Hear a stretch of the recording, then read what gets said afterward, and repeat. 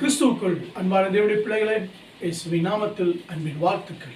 இன்று நம்முடைய தியானத்துக்கு ஆதாரமாக எரேமியா எழுதின தீர்க்கதரிசன புத்தகம் 33ஆம் அதிகாரம் 3ஆம் வசனத்தில், என்னை நோக்கி கூப்பிடு, அப்பொழுது நான் உனக்கு உத்தரவு கொடுத்து நீ அறியாததும் உனக்கு எட்டாததுமான பெரிய காரியங்களை உனக்கு அறிவிப்பேன் என்று சொல்லி கர்த்தர் சொல்லியிருக்கிறார்.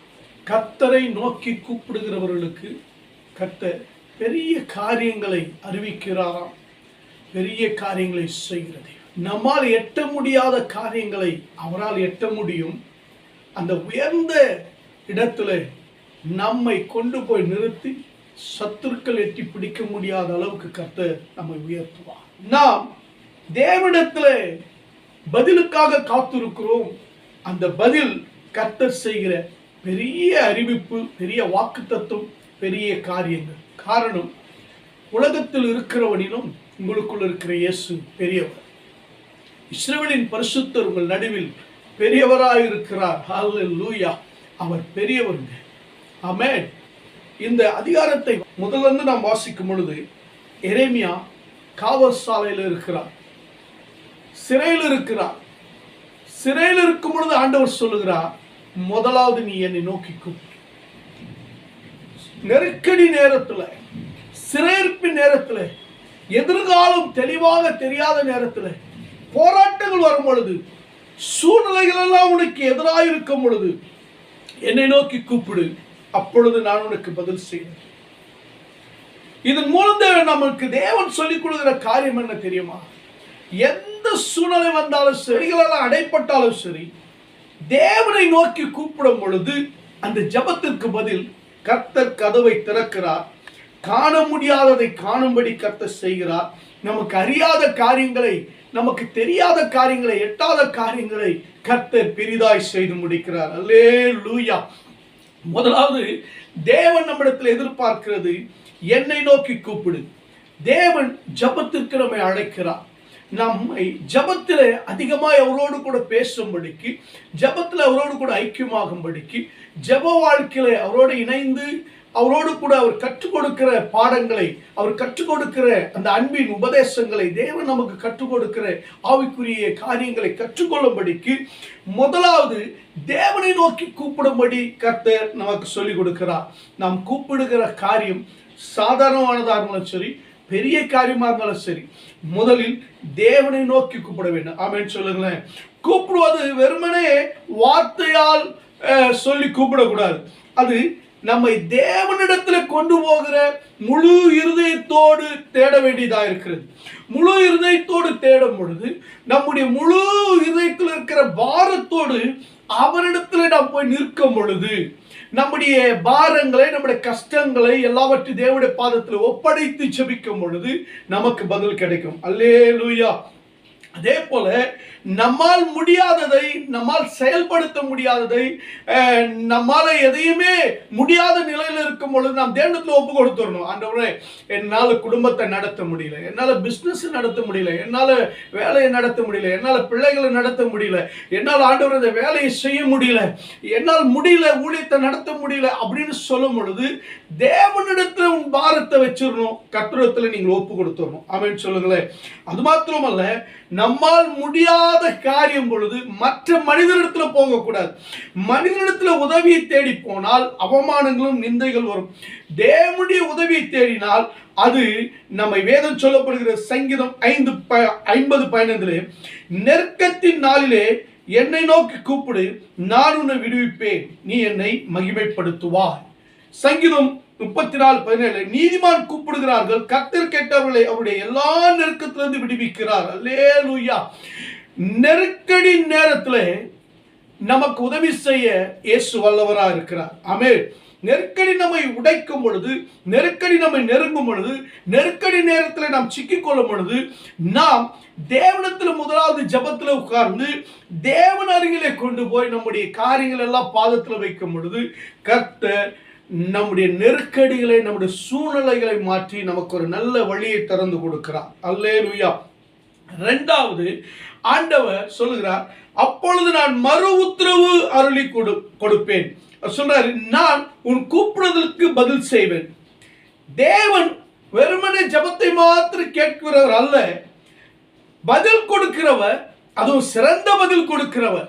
ஒரு சில நேரங்களில் பதில் கொடுக்காமல், உடனே பதில் கொடுக்காமல் அவர் தாமதமாக இருப்பார், அமைதியா இருப்பார். ஆனால் தேவனுடைய அமைதி, தேவனுடைய தாமதம், தேவன் செயல்படுகிற காரியம் அது நமக்கு மகிமையான ஸ்தானத்தை கொண்டு வந்து நிறுத்தும். நமக்கு நன்மையாய் அது முடியும், நமக்கு அது அதிசயமாய் முடியும்.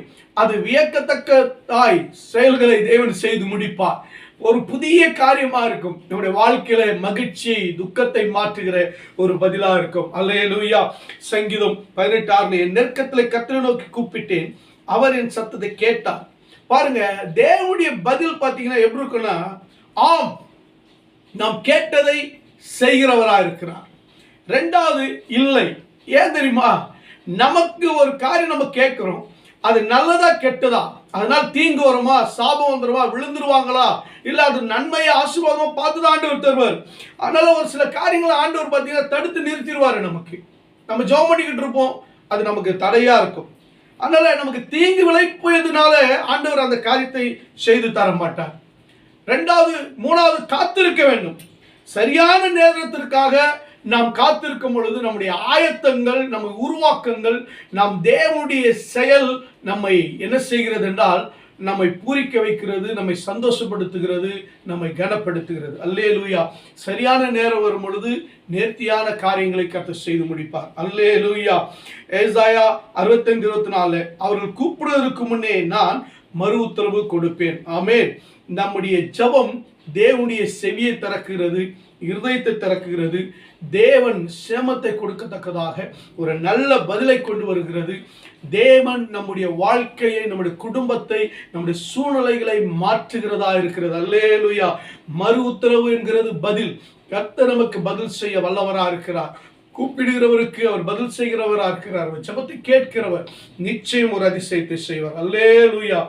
மூன்றாவது, நீ அறியாததும் தேவனுக்கு நமக்கு தெரியாத பதில்கள் உள்ளன. நமக்கு தெரியாத பதில்கள் தேவனுக்கு தெரியும்.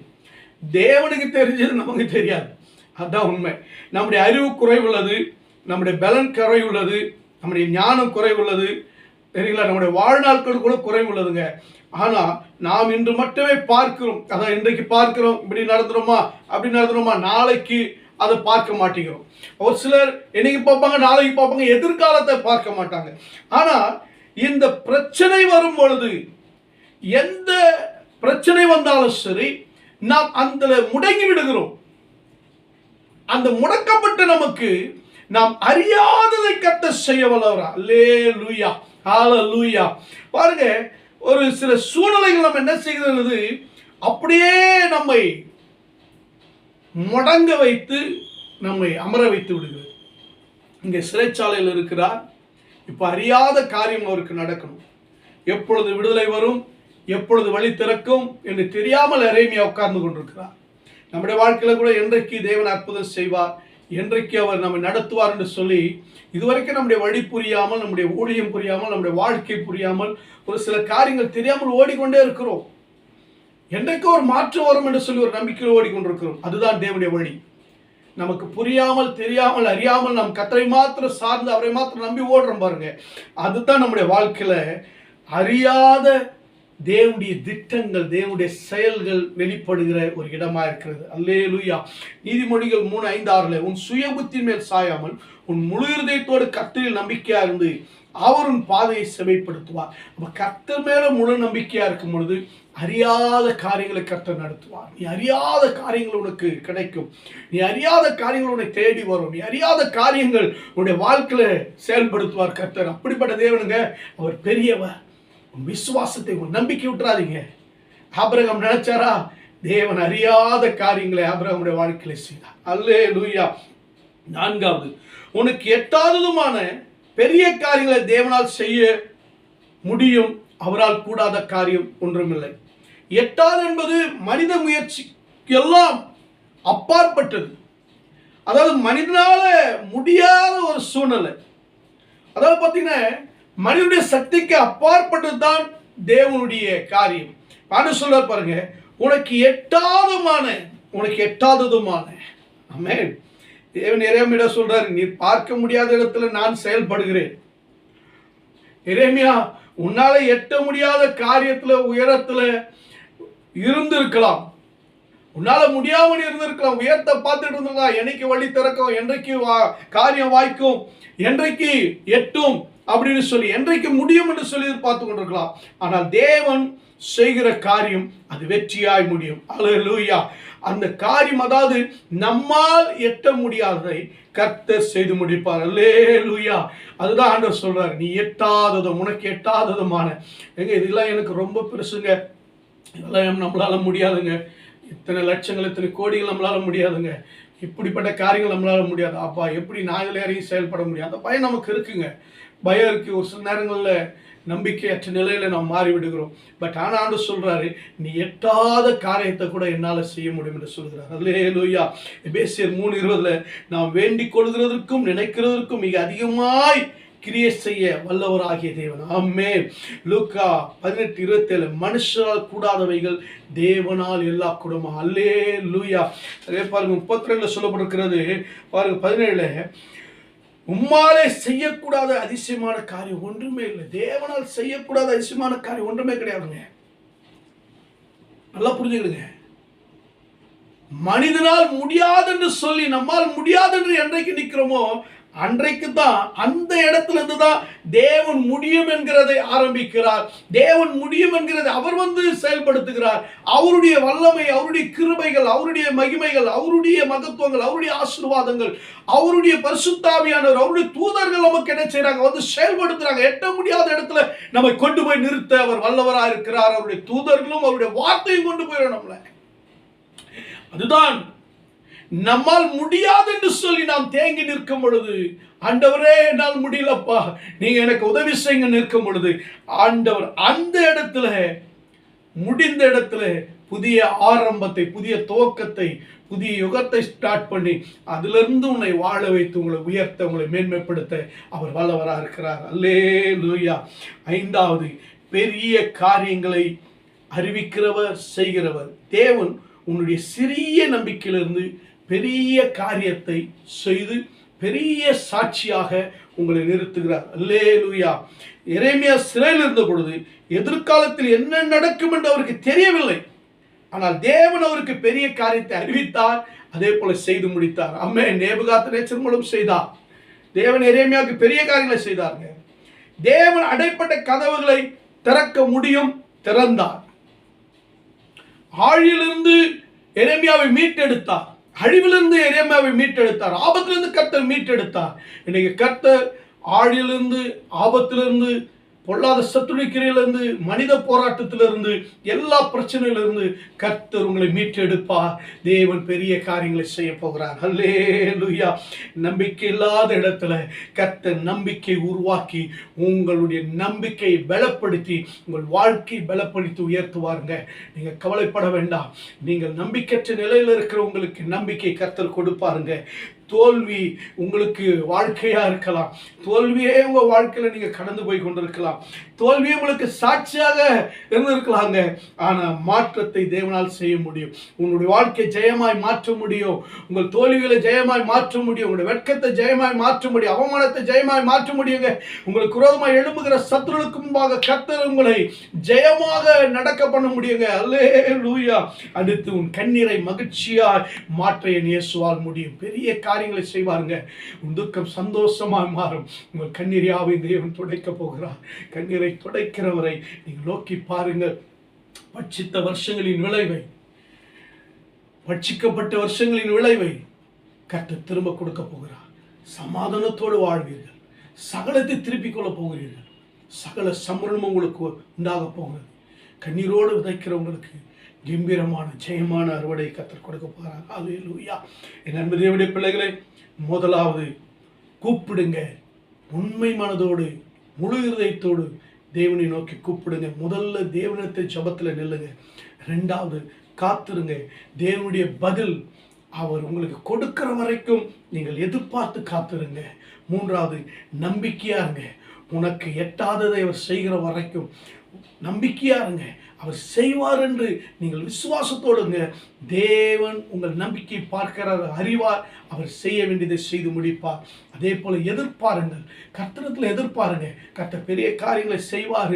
தேவன் மகிமையான காரியங்களை செய்வார். என் வாழ்க்கையை உயர்த்துவார், என் குடும்பத்தை உயர்த்துவார், என் ஊழியத்தை உயர்த்துவார், என் பிள்ளைகளை உயர்த்துவார், வாழ்க்கையை கட்டுவார், பிசினஸை உயர்த்துவார். என் வாழ்க்கையில எல்லாம் வரும், நான் இழந்தெல்லாம் திருப்பிக் கொள்வேன் என்கிற அந்த எதிர்பார்ப்பு தேவனிடத்துல வைங்க. தேவன் மேல எதிர்பார்ப்பு அதிகமா வைங்க. மனுஷனிடத்துல உலகத்துல வைக்காதீங்க. அல்லேலூயா. என் அன்பு தேவனுடைய பிள்ளைகளை, கர்த்தர் சொல்லுகிற செய்தி என்னவென்றால், உங்கள் வாழ்க்கையில மூடப்பட்ட கதவுகளை கர்த்தர் திறப்பார். பிரச்சனைகள் எல்லாவற்றுக்கும் கர்த்தர் தீர்வுகளை கொடுக்க அவர் வல்லவராக இருக்கிறார். எதிர்காலம் இருளாய் இருந்தாலும் இனி வெளிச்சமாய் கர்த்தர் மாற்றப் போகிறார். அல்லேலூயா. கர்த்தரை நோக்கி கூப்பிடுங்கள். நீங்கள் அறியாததும், நீங்கள் நம்ப முடியாத, நீங்கள் அதாவது கிரகிக்க முடியாத கர்த்தர் சூழ்நிலையில, பயங்கரமான உயர்ந்த நிலையில கர்த்தர் உங்களை கொண்டு போய் நிறுத்துவார். மனிதர் பார்த்து ஆச்சரியப்படத்தக்கதாய் கர்த்தர் உங்களை உயர்த்துவார். அல்லேலூயா. நீ அறியாததை அறிந்து கொள்வாய். பார்க்காததை கர்த்தர் பார்க்க வைப்பார். எட்ட முடியாததை கர்த்தர் எட்டும்படி செய்வார். நீ செய்ய முடியாத கர்த்தர் பெரிய காரியங்களை செய்து முடிக்க அவர் வல்லவராக இருக்கிறார். ஒன்று மாத்திரம், உங்கள் கண்கள் கர்த்தர் மேல் இருக்கட்டும். உங்கள் கைகள், உங்கள் கால்கள், உங்களுடைய முழு வாழ்க்கையும் கர்த்தருடைய வழியில நடக்கட்டும். கர்த்தருக்கு பயந்து நடங்க. கர்த்தரை நம்பி நடங்க. தேவனுடைய வாழ்க்கையில, கிறிஸ்துவ வாழ்க்கையில சோர்வுகள் வரும், பாடுகள் வரும், வார்த்தைகள் வரும். ஆனால் எரேமியா போல சிறைச்சாலையில் இருந்தாலும் கர்த்தர் உங்களுக்கு ஆரோக்கியத்தை கொடுப்பார். உங்களை விடுவிக்க அவர் வல்லவர். அதிசயத்தை செய்ய வல்லவர். உங்கள் வாழ்க்கையை தூக்கி எடுப்பார். நீங்கள் எதிர்பார்த்த நன்மைகள் உங்களுக்கு வரப்போகிறது. கண்களை விடி ஜெபிக்கலாமா? பரலோக பிதாவை, அன்பின் தகப்பனே, வானத்துக்கு பூமிக்கு தேவனாய் கர்த்தாவே, இயேசு கிறிஸ்து நாமத்தினால வரப்பா. நீங்கள் அறியாததும் எட்டாதமான பெரிய காரியங்களை நான் செய்ய போகிறேன், அறிவிக்க போகிறேன். என்னை நோக்கி கூப்பிடு, நான் உனக்கு மறு உத்தரவு அருளப் போகிறேன். ஆண்டவரே, இதை கேட்கிற ஒவ்வொருவருக்கும் ஆண்டவரே, வியாதியோடு இருக்கலாம், கண்ணீரோடு இருக்கலாம், கடன் பிரச்சனையில் இருக்கலாம், போராட்டத்தோடு இருக்கலாம், பலவிதமான ஆண்டவரை சிக்கலில் தவிக்கலாம், ஆபத்தில் இருக்கலாம், ஏதோ ஒரு சூழ்நிலையோட வாழ்க்கையில் இருக்கலாம்பா. இன்றைக்கு கர்த்தர் அந்த சூழ்நிலை நம்பிக்கையோடு இயேசுவே என்று கூப்பிடுகிறவர்களுக்கு, உம்மை நோக்கி கூப்பிடுகிறவர்களுக்கு நீர் அற்புதம் செய்வீராக, பெரிய காரியங்களை செய்வீராக. எட்டாத, அறியாக ஆண்டவரே நீர் செய்ய வல்லவர். ஆண்டவரே, அதிசயத்தை செய்ய வல்லவர், சுகம் கொடுக்க வல்லவர். அப்பா, நீர் செய்யுங்கப்பா. உம்மை நோக்கி கூப்பிடுகிற ஒவ்வொருவருக்கும் ஒரு அற்புதத்தை செய்யுங்க. ஜெபத்தை கேட்கிற ஒவ்வொருடைய வாழ்க்கையிலும், கர்த்தருடைய வார்த்தையை கேட்கிற ஒவ்வொருடைய வாழ்க்கையிலும் ஒரு பெரிய மாற்றம் உண்டாகட்டும். பலப்படுத்துங்க. உடைய நாமத்தை மையப்படுத்திக் கொள்ளுங்க. ஆசீர்வதிங்க. எல்லா துதியும் கனமகிமையும் உமக்கு செலுத்துகிறேன். இயேசுவின் நாமத்தில் ஜெபத்தை கேட்டீர்கள் ஜீவனுள்ள நல்ல பிதாவே. ஆமென், ஆமென், ஆமென். God bless you. கர்த்தர் தாமே உங்களை ஆசீர்வதிப்பாராக. ஆமென்.